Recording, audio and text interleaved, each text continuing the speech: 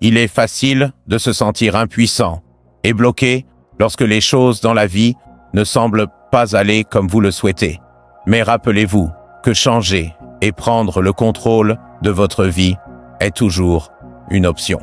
Nous avons compilé les discours percutants de Sadhguru qui vous aideront à construire la vie que vous aimez. La vidéo transformative de Sadhguru vous donnera les clés pour savoir quoi faire lorsque la vie devient difficile. Il expliquera également comment vous pouvez créer la vie que vous voulez vraiment et vous aidera à découvrir la véritable passion que vous avez pour vous-même. Regardons maintenant la vidéo complète. Quand ça devient difficile, c'est une condition malheureuse dans laquelle se trouvent beaucoup d'êtres humains. Dans leur expérience personnelle, la vie est comme un combat entre eux et l'univers. Être en compétition avec l'univers est une chose stupide à faire. Ce n'est pas une compétition dans laquelle vous devriez vous engager. Être en compétition avec l'univers est une mauvaise idée. N'êtes-vous pas d'accord? C'est ici qu'intervient le yoga. Le yoga ne signifie pas tordre et tourner votre corps. Le mot yoga signifie union. En ce moment, c'est vous contre l'univers. C'est juste une condition psychologique, pas la réalité. Même lorsque vous vous sentez totalement seul, respirez-vous encore? Vous interagissez donc avec le monde, n'est-ce pas? Oui, vous ne vous entendez peut-être pas avec les gens autour de vous, mais l'atmosphère vous convient. La nourriture vous convient si elle est bonne, l'eau vous convient. Vous avez une interaction avec le monde, n'est-ce pas? Votre existence est constamment un engagement avec l'univers, mais votre esprit se met en opposition avec l'univers. Si vous créez une condition psychologique où vous êtes contre ou en compétition avec l'univers ou le cosmos, évidemment, vous vous sentirez écrasé pour de petites choses. Les petites choses vous écraseront. La plupart des gens portent un fardeau psychologique si lourd qu'on dirait qu'ils portent l'univers entier sur leur tête. Ce n'est que leur condition psychologique. Ce dont vous parlez, ce sont vos pensées et vos émotions, n'est-ce pas? Quand allez-vous apprendre à gérer vos pensées et vos émotions? Pas celles des autres, les vôtres. Quand allez-vous apprendre à gérer mes pensées et mes émotions? À la fin de votre vie, le seul vrai problème dans la vie, c'est cela. La plupart des êtres humains se prennent trop au sérieux. Ils ne comprennent pas. Vous avez vu ces pop-up sur l'écran de l'ordinateur? Vous êtes un pop-up sur cette planète. Vous apparaissez pendant 2 secondes et vous disparaissez. Cela me rappelle une anecdote à propos de Shankar et Pillai. Lorsqu'il était à Paris, il était marié à une Française. Un jour, c'était leur premier anniversaire de mariage. Elle a invité un groupe d'amis et voulait cuisiner quelque chose de vraiment frais, tout frais. Dès le matin, elle l'a conduit d'un marché à l'autre pour acheter des légumes frais, de la viande fraîche, du poulet frais, tout.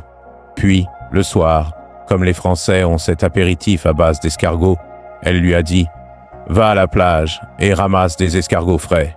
Je vais préparer des apéritifs pour tous les amis qui viennent. » Shankar et Pillai sont allés à la plage, ont ramassé des escargots et les ont mis dans un seau. Puis, il a rencontré un vieil ami indien. Ils ont sympathisé et ont parlé des vieux temps. Il a complètement oublié qu'il était marié. Ça arrive quand on retrouve de vieux amis. Ils sont allés dans un bar, ont bu quelques verres et il a oublié. Les escargots grimpaient hors du seau. L'un d'eux est tombé et il a réalisé « Mon Dieu, je devais ramener ces escargots. Ma femme française m'attend. » Il a dit « Je dois y aller. » Mais il était déjà très tard. Il savait que ça n'allait pas être agréable. En arrivant près de la maison, il a renversé tous les escargots par terre, a jeté le seau et a frappé à la porte. Sa femme, furieuse, a ouvert. Il s'est retourné et a dit « Allez, les gars, on y est presque. Venez, on y va. » Rire. Alors, quand allez-vous ramasser vos escargots, les mettre dans le seau et les arranger? Vos problèmes, vous devez les résoudre, n'est-ce pas? Ce ne sont pas des problèmes. Je veux que vous compreniez. Vous ne souffrez pas de votre vie, vous souffrez de 2 facultés fantastiques, un privilège d'être humain. Nous avons une mémoire vive, et grâce à cette mémoire, notre vie est si riche, contrairement à toute autre créature. et nous avons une imagination fantastique. C'est ce que vous souffrez. Ce qui s'est passé il y a 10 ans, vous pouvez encore en souffrir. Souffrez-vous de la vie ou de la mémoire? La mémoire. Ce qui pourrait arriver après-demain, vous en souffrez déjà. Souffrez-vous de la vie ou de l'imagination? Vous souffrez des deux facultés les plus fantastiques que vous avez. Alors, que demandez-vous? Voulez-vous redevenir un ver de terre? C'est une créature très écologique. Je n'ai rien contre. Mais il a fallu des millions d'années d'évolution pour vous donner ce cerveau. Et maintenant, vous en souffrez. Si nous enlevions la moitié de votre cerveau, bien sûr, vous seriez assis là, sans anxiété, sans souffrance, paisiblement. Ce dont nous avons besoin, c'est de retirer votre cerveau, car vous souffrez de votre propre intelligence, oui ou non. Parce que nous vous avons donné une machine très complexe, mais vous n'avez même pas pris la peine de lire le manuel d'utilisation. Vous voulez juste foncer à l'aveuglette. Jeunes gens, il est temps de comprendre certaines choses à propos de vous. Si vous ne savez pas comment faire, nous vous donnerons des outils pour comprendre cette machine. Parce que dans votre vie, beaucoup de problèmes surgiront. Plus vous vivez une vie active, plus il y aura de problèmes. Rien ne se passe, cela signifie que vous ne vivez pas. Si vous avez traversé des situations difficiles ou horribles dans la vie, n'est-il pas important que vous deveniez plus sage plutôt que les autres, ceux qui ont grandi dans le confort et ne savent pas ce que c'est? N'est-il pas très important que vous deveniez plus sage? Au lieu de cela, vous choisissez de devenir misérable parce qu'ils étaient misérables. Comprenons ceci. Vous avez l'intelligence de reconnaître qu'ils vivent mal. Comment se fait-il que vous n'ayez pas l'intelligence de reconnaître que vous vivez mal en ce moment? Vous n'avez même pas l'intégrité fondamentale de voir que si je vis mal, c'est moi qui en suis la cause. Il peut y avoir des situations. Pour chacun de nous, il y a des situations. En fait, plus vous essayez de faire dans le monde, plus vous devrez affronter des situations désagréables, que vous le vouliez ou non. Alors, parce que vous faites face à des situations désagréables, allez-vous devenir désagréable vous aussi? Ou allez-vous utiliser cela comme du fumier pour éclore en une merveilleuse fleur? C'est un choix que vous avez. Tout ce qui nous blesse, tout ce qui est négatif dans une situation donnée, c'est votre choix de devenir sage ou blessé. Ne cherchez pas des situations idéales, car un tel endroit n'existe pas. Où que vous alliez, il y aura quelque chose que vous percevrez comme négatif. Je veux que vous compreniez. Pour atteindre ce niveau d'intelligence, il a fallu des millions d'années d'évolution pour vous amener ici, au sommet de l'évolution sur cette planète. Alors, en tant que sommet de l'évolution, montrons-nous que nous sommes au sommet du monde. Non, nous voulons nous asseoir sur la tête de quelqu'un d'autre pour penser que nous sommes au sommet. Non, nous sommes déjà au sommet en tant qu'êtres humains, n'est-ce pas? Mais regardez la façon dont nous nous comportons, toujours en train de nous plaindre de quelque chose. Comprenons ceci. Ce que le monde nous lance n'est pas nécessairement votre choix, mais ce que vous en faites est entièrement votre choix. Oui, ce que vous en faites est entièrement votre choix. Votre expérience de la vie, c'est ce que vous devez comprendre, jeunes gens.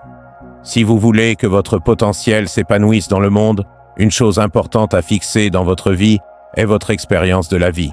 Soit la paix, soit l'agitation, soit la joie, soit la misère, soit la félicité, soit la souffrance.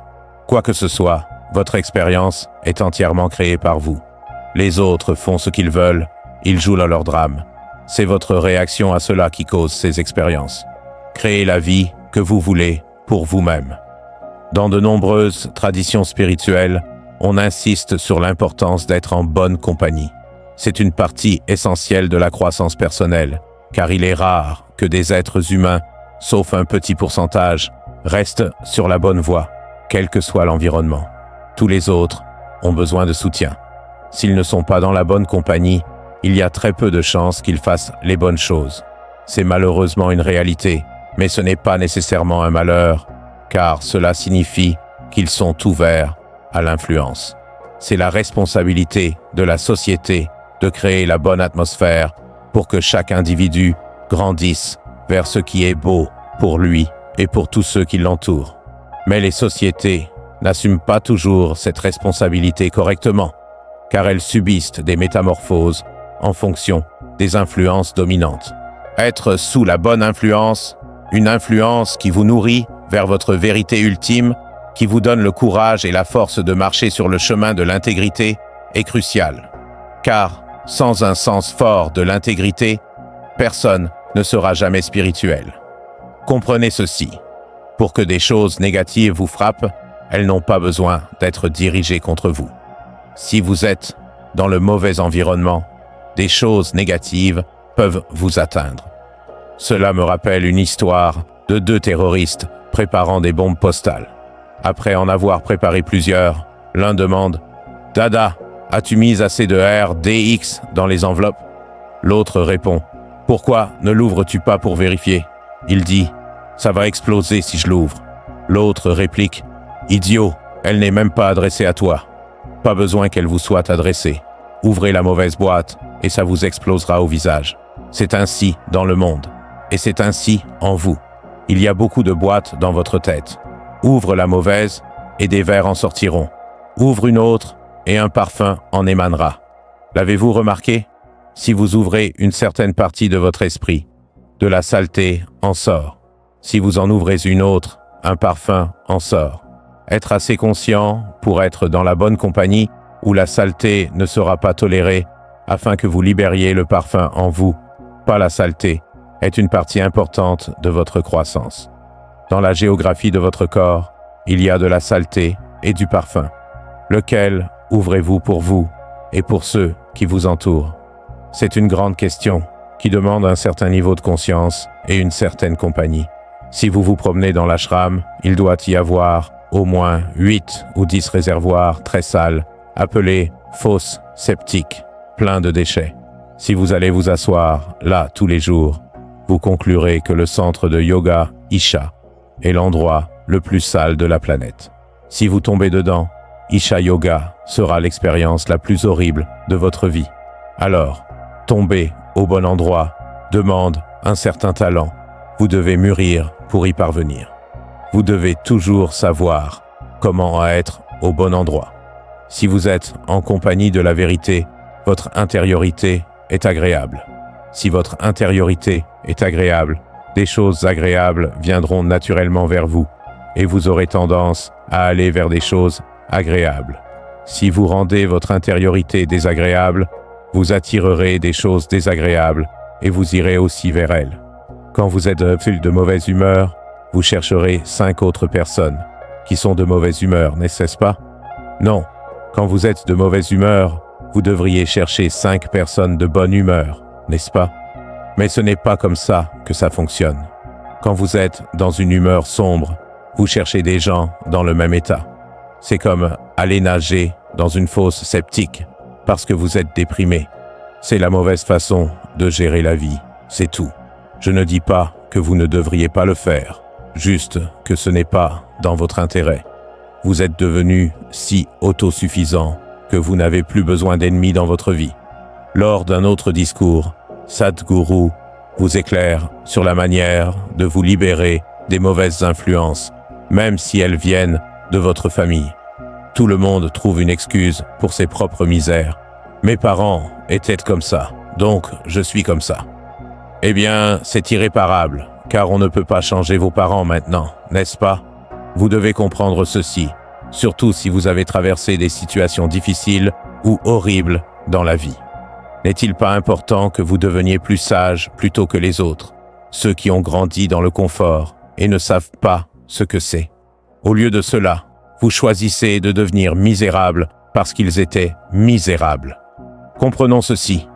Vous avez l'intelligence de reconnaître qu'ils vivent le mal. Comment se fait-il que vous n'ayez pas l'intelligence de reconnaître que vous vivez mal en ce moment? Vous n'avez même pas l'intégrité fondamentale de voir que si je vis mal, c'est moi qui en suis la cause. Il peut y avoir des situations. Pour chacun de nous, il y a des situations. En fait, plus vous essayez de faire dans le monde, plus vous devrez affronter des situations désagréables, que vous le vouliez ou non. Alors, parce que vous faites face à des situations désagréables, allez-vous devenir désagréable, vous aussi, ou allez-vous utiliser cela comme du fumier pour éclore en une merveilleuse fleur. C'est un choix que vous avez. Tout ce qui nous blesse, tout ce qui est négatif dans une situation donnée, c'est votre choix de devenir sage ou blessé. Ne cherchez pas des situations idéales, car un tel endroit n'existe pas. Où que vous alliez, il y aura quelque chose que vous percevrez comme négatif. Qu'il soit négatif ou non, je ne veux pas juger, mais dans un endroit donné, vous pensez qu'il y a du négatif, car partout, il y a des problèmes. Là où il y a deux personnes, il y a un problème. Comment nous gérons ces problèmes dépend de si nous sommes dans une réponse consciente à ces problèmes ou dans une réaction compulsive. Comment découvrir sa passion en seulement 2 jours? Si cette vie est sans valeur, jetez-la quelque part. Si cette vie est précieuse, où voulez-vous investir cette vie?